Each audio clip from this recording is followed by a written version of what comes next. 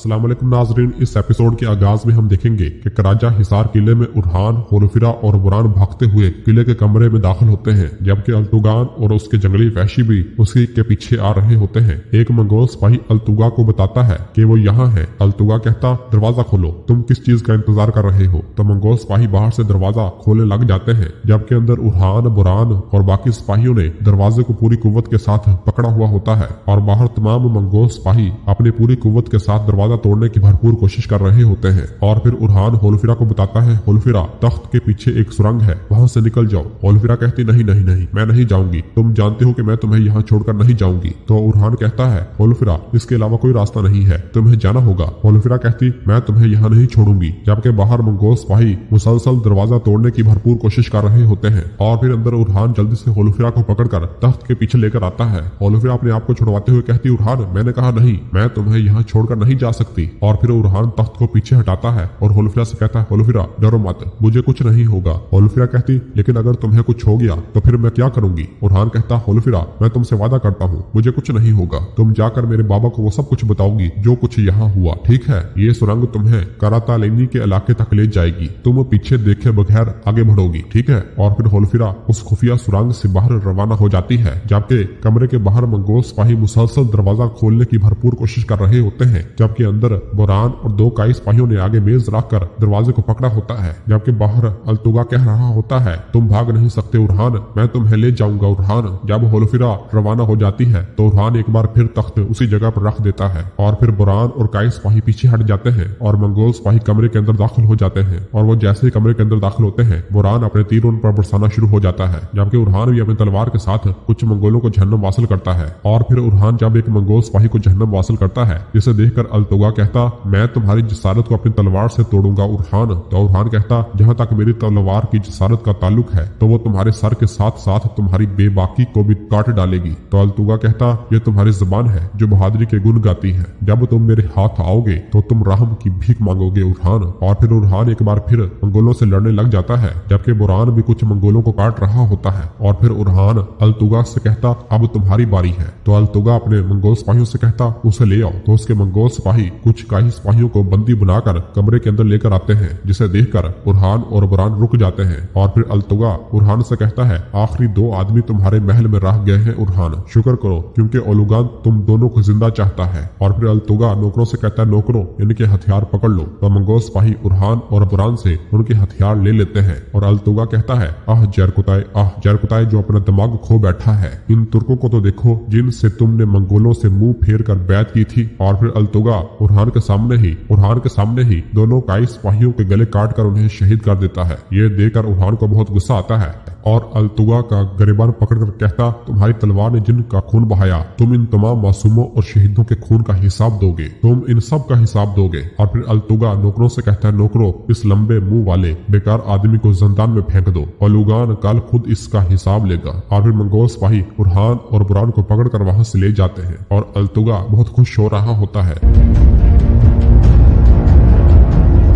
और फिर इधर काई कबीले में जरकुताई अपने खेमे में उलगन के पास बैठा होता है और सोच विचार में मुब्तला होता है और खाना नहीं खा रहा होता। उलगन कहती, क्या तुम्हारा क्या मतलब है कि तुम्हारा एक भाई भी है जरकुताई? क्या मैं तुम्हारी खातून नहीं हूँ? क्या कोई मर्द अपनी खातून से ऐसी चीज छुपाता है? तो जरकुताई कहता है, मैं आपको नहीं बता सका खातून, मैंने नहीं बताया, मैंने किसी को नहीं बताया, मुझे कैसे मालूम होता कि एक दिन वो सरहद पर पहुंच जाएंगे। उलगन कहती, इसके ऊपर वो कत्लेआम करते हैं। और फिर इसी दौरान गाजी खेमे के अंदर दाखिल होता है। उलगन पूछती, उस भाई का नाम क्या है? तो जरकुताई कहता, अल्तुगा। उलगन कहती, अल्तुगा, क्या वो तुम्हारा दुश्मन है? जरकुताई कहता, मैं उनकी नजर में गद्दार हूँ, यकीनन वो मेरा दुश्मन है। तो उलगन कहती है, क्या भाई अपने भाई का दुश्मन हो सकता है? ऐसा कुछ नहीं है, जब तक आप इसे ना देखें। नहीं, वो तुम्हारा दुश्मन नहीं है, पहले इससे बात करो। ये तमाम बातें सुनकर गाजी कहता, क्या मेरा कोई चचा भी है बाबा? और पूछता है, क्या वो भी दोनों हाथों से तलवार चलाता है बाबा? क्या वो आपकी तरह नजर आता है या वो मेरी तरह लगता है? तो उलगन कहती है, क्या हमने तुम्हें दरवाजे पर छुपकर बातें सुनने की आदत डाली है? हाँ? और फिर गाजी पूछता, वो किसकी तरह लगता है बाबा? तो जरकुताई कहता, बेटा बहुत वक्त हो गया है, मैं नहीं जानता कि वो किसकी तरह लगता है, मैं नहीं जानता कि वो कैसा है। तो गाजी कहता, क्या वो आपकी तरह मजबूत है? उलगन कहती, छोड़ो, चलो, मुझे बहुत भूख लगी हुई है। और फिर वो सब खाना खाने लग जाते हैं।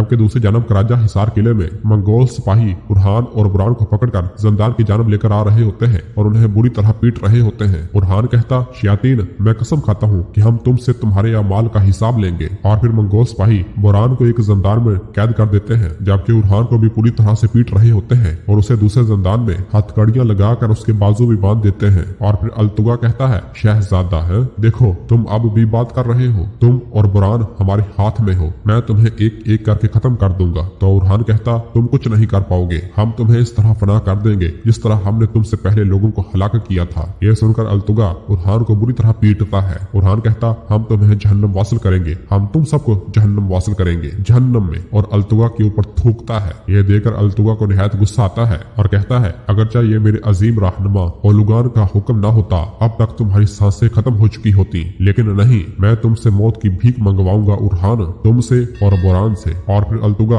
अपना कुड़ल लेता है और बुरी तरह से उरहान को पीटना शुरू कर देता है। यह देखकर बुरहान चीखता है और कहता है, शहजादे रुक जाओ कुत्ते, रुक जाओ। मगर अल्तुगा हंसता है और अपने कोड़े उरहान पर बरसाता ही चला जाता है। और फिर दरकाई कबीले में बाला उस्मान साहब से कहती है, वो हमारे कबीले में आता है, अपने आप को मेहमान समझता है और फिर हमें इत्तेहाद की पेशकश करता है, क्या ऐसा है? उस्मान साहब कहते, हाँ ऐसा ही है, हम इसके एलची को कत्ल करते हैं, वो अब भी हमारे पास आता है और खेल खेलता है। तो बाला पूछती, ओलुगान नामी कमीने का असल मकसद क्या है, क्या आप जान सके? उस्मान साहब कहते, उसने कुछ वजाहत नहीं की, लेकिन एक सिपाही ने आकर कहा कि उसे खबर वो मिल गई है जिसका वो इंतजार कर रहे थे। और फिर इसी दौरान इल्बाई इजाजत लेकर खेमे के अंदर दाखिल होता है और कहता है, हजूर, मैंने आपके हुक्म के मुताबिक मंगोलों का ताकुब किया, लेकिन उन्होंने कुछ वक्त बाद अपने निशानात मिटा दिए। और फिर जरकुतै कहता है, मेरे हजूर, मैं किसी को बता नहीं सका मगर मेरा एक भाई है, अल्तुगा। यह सुनकर उस्मान साहब हैरान होते हुए कहते, क्या तुम्हारा कोई भाई भी है? जरकुतै कहता, जी हाँ हजूर, ओलुगान ने मुझे बताया कि मेरा भाई अल्तुगा सरहद पर एक मुहिम पर था, गालिब इम्कान है कि उन्हें ये खबर वहाँ से मिली हो, लेकिन मुझे नहीं मालूम कि वो कहाँ है और क्या कर रहे हैं। उस्मान साहब कहते, हम जान लेंगे, हम सब कुछ जान लेंगे। और फिर उस्मान साहब शामिल को बुलाते हैं। शामिल अंदर आता है। उस्मान साहब कहते, हमारी तमाम जमीनों और किलों में कासिद भेजो, बुरहान साहब और अलाउद्दीन साहब को जल्दी से कबीले में वापस बुलाओ, आग हिसार में भी एक जंगजू भेज दो और खुद कराजा हिसार चले जाओ। शामिल कहता, जो आपका हुक्म हजूर, और वहाँ से रवाना हो जाता है। और फिर इस दौरान फातिमा खेमे के अंदर दाखिल होती है और उनके लिए पानी लेकर आती है और पूछती है, क्या मैं पानी दूं? बाजियान ने अभी इसे कुएं से निकाला है। उस्मान साहब कहते, मुझे दो मेरी बेटी। और इस तरह फातिमा सबको पानी देने लग जाती है, जिसे देखकर इल्बाई बहुत खुश हो रहा होता है, क्योंकि उसी ने ही बीमारी फैलाने वाला जहर उस कुएं में मिलाया था। और फिर उस्मान साहब, बाला खातून और जरकुतै उस पानी को पी लेते हैं।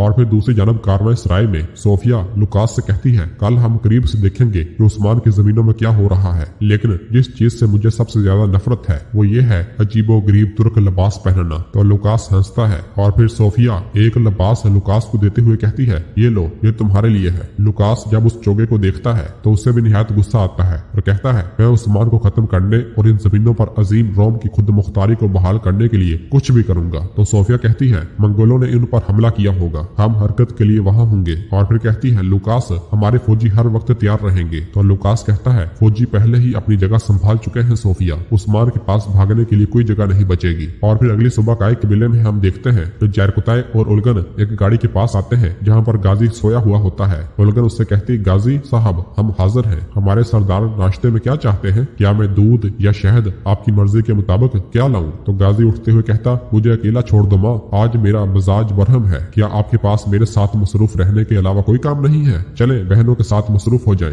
ये सुनकर जरकुतै हंसने लग जाता है, जबकि उलगन को बहुत गुस्सा आता है और गाजी को उठाते हुए कहती, मैं तुम्हें मार डालूंगी, तुम कैसे अपनी माँ से इस तरह बात कर सकते हो? जबकि इस दौरान बाहर से ड्रम बजने की आवाज आती है और सब बाहर देखते हैं तो इस दौरान होलोफिरा अपना घोड़ा भगाते हुए किले के अंदर दाखिल होती है। उस्मान साहब, बाबा बाबा पुकारते हुए जल्दी से सरदारी खेमे के पास आती है और घोड़े से नीचे उतरकर भागते हुए उस्मान साहब की जानब आती है और कहती है, बाबा। उस्मान साहब पूछते, बेटी क्या हुआ? तो होलोफिरा कहती, बाबा, मंगोलों ने कराजा हिसार पर हमला किया है। ये सुनते ही उस्मान साहब निहायत परेशान हो जाते हैं, जबकि इल्बाई बहुत खुश हो रहा होता है। और फिर उस्मान साहब कहते, उरहान और बुरहान। होलोफिरा कहती, उरहान और बुरहान साहब इस किले की दिफा के लिए किले में है, उरहान ने मुझे ये बताने के लिए भेजा है। ये सुनकर उस्मान साहब को निहायत गुस्सा आता है और फिर वो कहते हैं, ओलुगान जिस हिसाब के पीछे है वो कबीले में आया, हमें मुतासर किया और राजा हिसार की तरफ पेशकदमी की। और फिर उस्मान साहब जरकुताय से कहते हैं, जरकुताय इलबाए घोड़े लाओ। और फिर उस्मान साहब रवाना होने लगते हैं तो बाला कहती, हजूर मैं भी आऊंगी, अलाउद्दीन रास्ते में ही है, वो कबीले की देखभाल करेगा। उस्मान साहब कहते हैं, ठीक है बाला चलो। और साहब वहां से रवाना होने लगते हैं तो होलफिरा बाला को पकड़ते हुए कहती है, माँ